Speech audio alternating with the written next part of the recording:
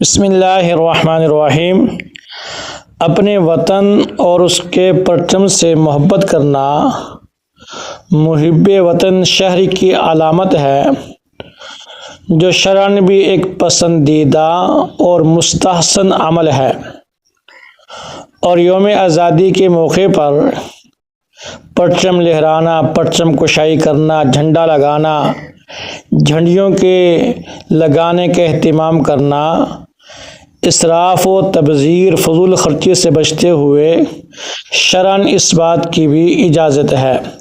کہ آدمی اپنے وطن سے اور پرچم سے محبت کا اظہار کرتے ہوئے پرچم کشائی کرے، جھنڈیاں لگائے، جھنڈا لگائے اور اپنی محبت کا اظہار کرے۔ شریعت اس بات کی اجازت دیتی ہے، لیکن ہر انسان مسلمان یہ جانتا ہے کہ پرچم اور جھنڈا کسی ملک کا اس ملک کی امنگ ہوتی ہے اور اس کی فتح کا نشان ہوتا ہے، جس کو ایک محب وطن شہری نہ تو سرنگوں ہونے دیتا ہے، نہ نیچے گرنے دیتا ہے۔ صحابہ کرام کے واقعات میں یہ مثال ملتی ہے کہ انہوں نے جان کی بازی تو لگا دی، لیکن پرچم کو نیچے نہیں گرنے دیا۔ جب ہم اپنے دیار میں دیکھتے ہیں کہ 14 اگست کو تو جھنڈیاں لگائی جاتی ہیں، جھنڈا لہرایا جاتا ہے، چند دن کے بعد وہی جھنڈیاں گلی میں ہوتی ہیں، حتیٰ کہ نالیوں میں پڑی ہوتی ہیں،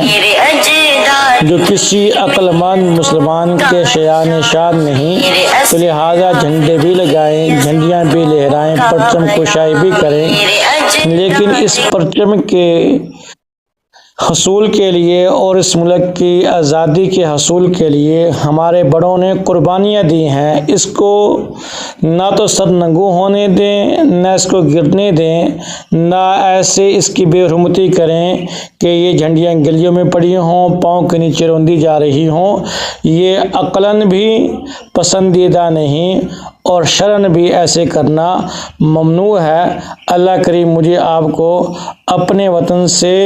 حقیقی معنی میں محبت کرنے کی توفیق عطا فرمائے اور ملک پاکستان کو تا قیامت آباد اور